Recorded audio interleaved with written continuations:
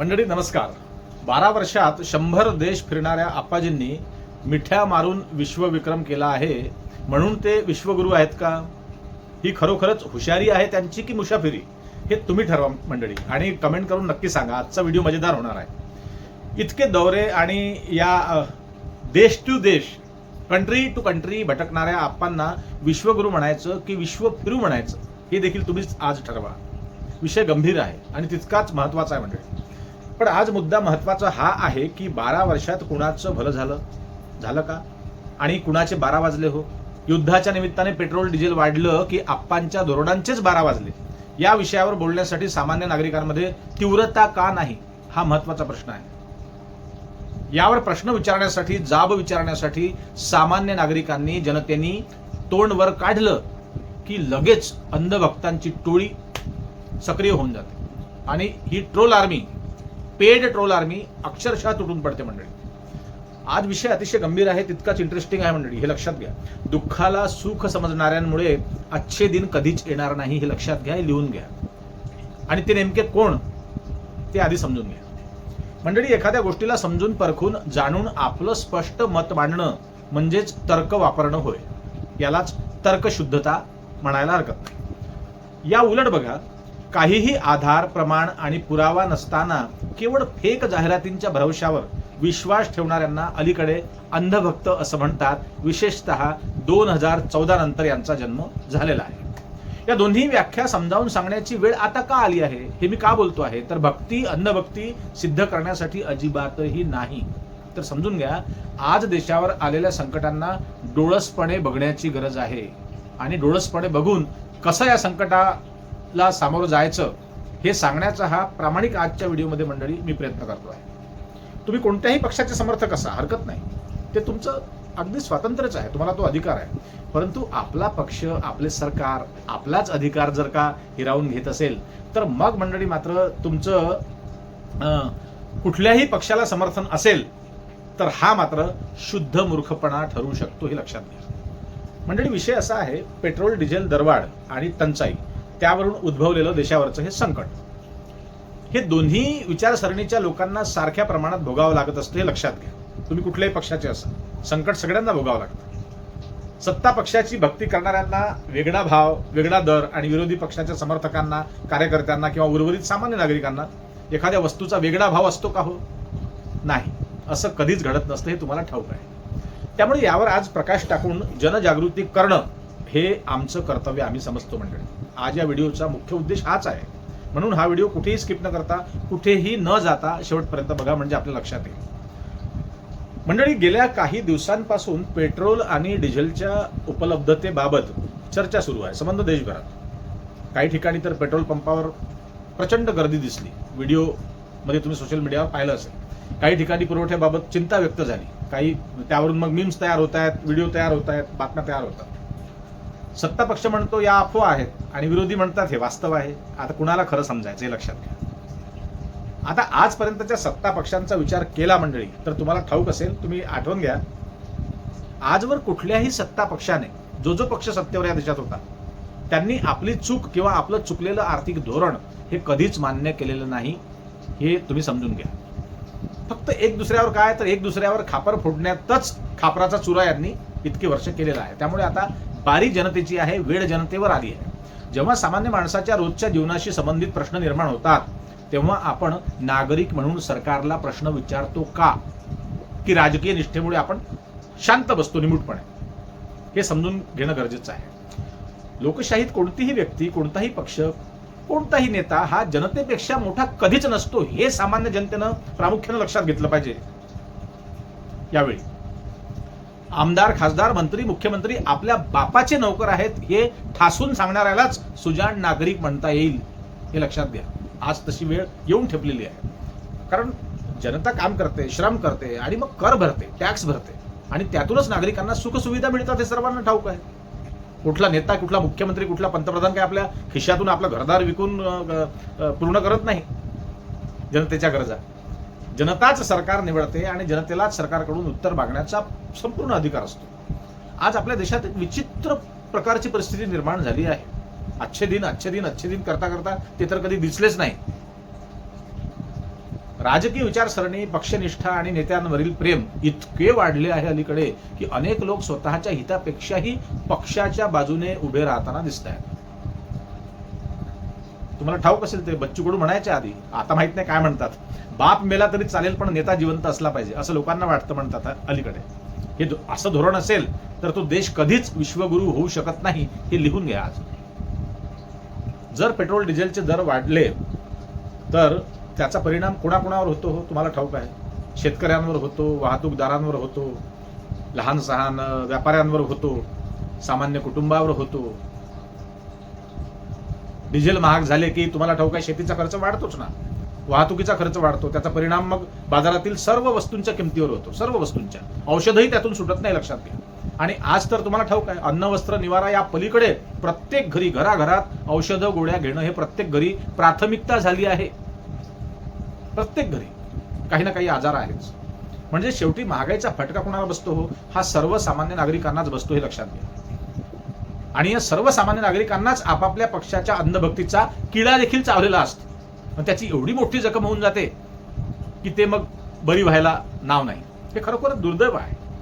अशा संकटाच्या वेळी सरकारला जाब विचारणे म्हणजे देशविरोधी होणे आहे का? नाही.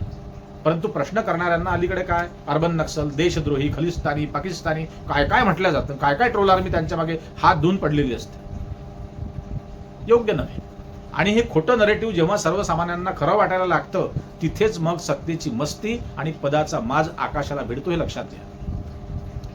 प्रश्न विचारणे म्हणजे लोकशाही मजबूत करणे होय. सरकार कोणाचे असो, कोणाची सत्ता असो, भाजपचे सरकार असो, काँग्रेसचे असो किंवा इतर कोणत्याही पक्षाची सत्ता असो, जनतेपेक्षा या देशात कुणीच मोठा नाही हे ठासून प्रत्येकाने आपापल्या बोडख्यामध्ये भरलेलं पाहिजे.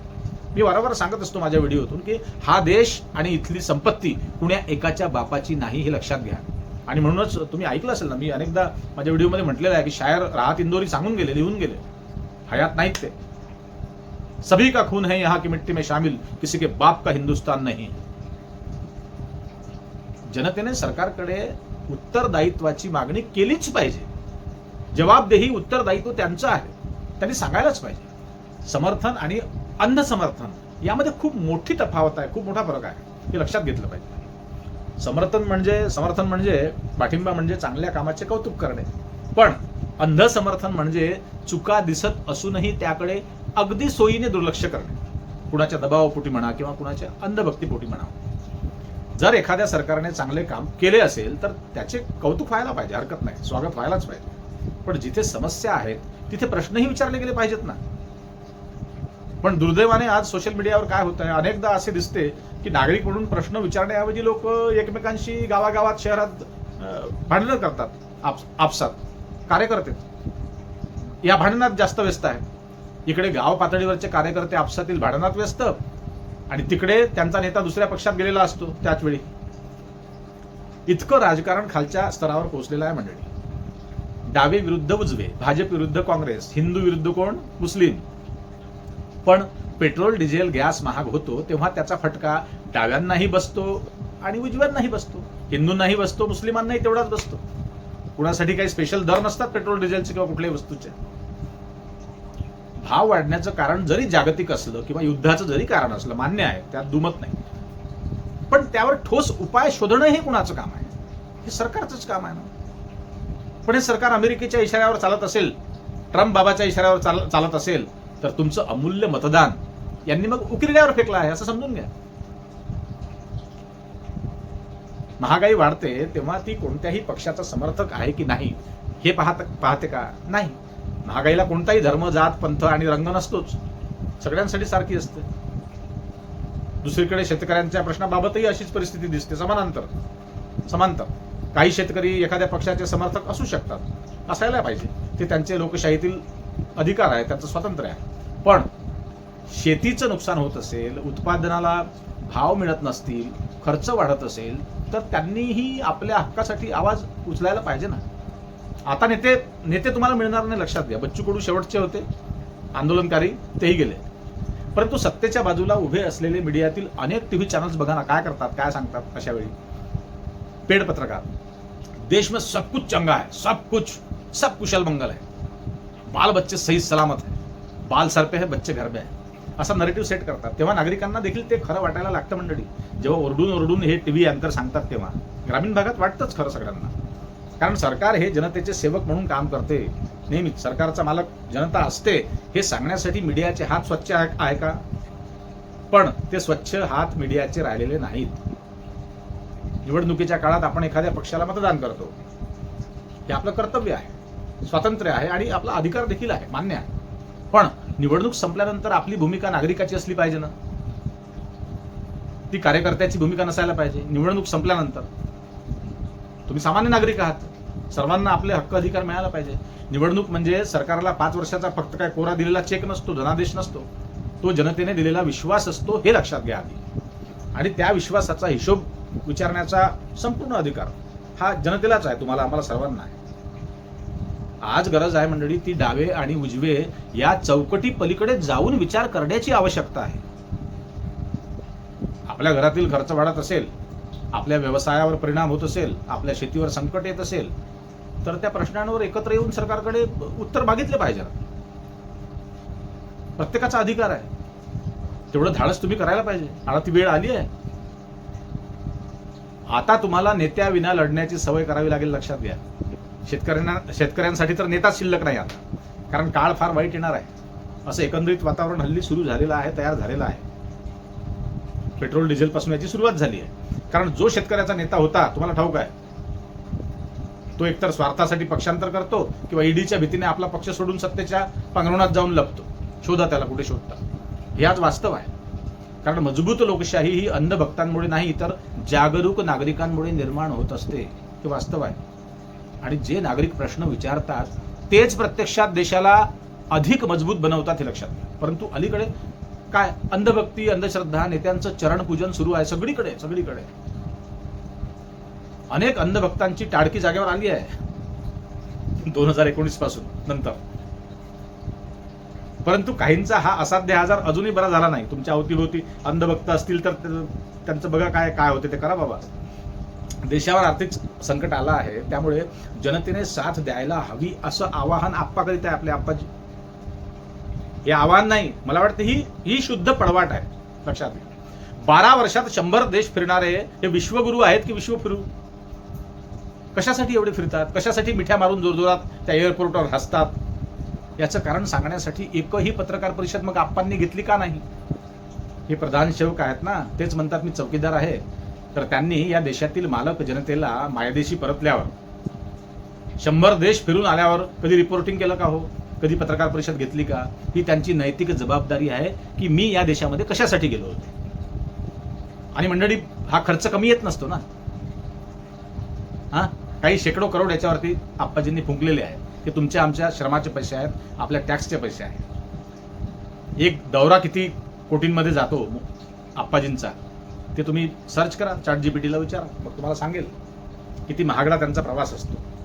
मला वाटते हे पहिले आप्पाजी असेल जे 100 देश फिरले आहेत.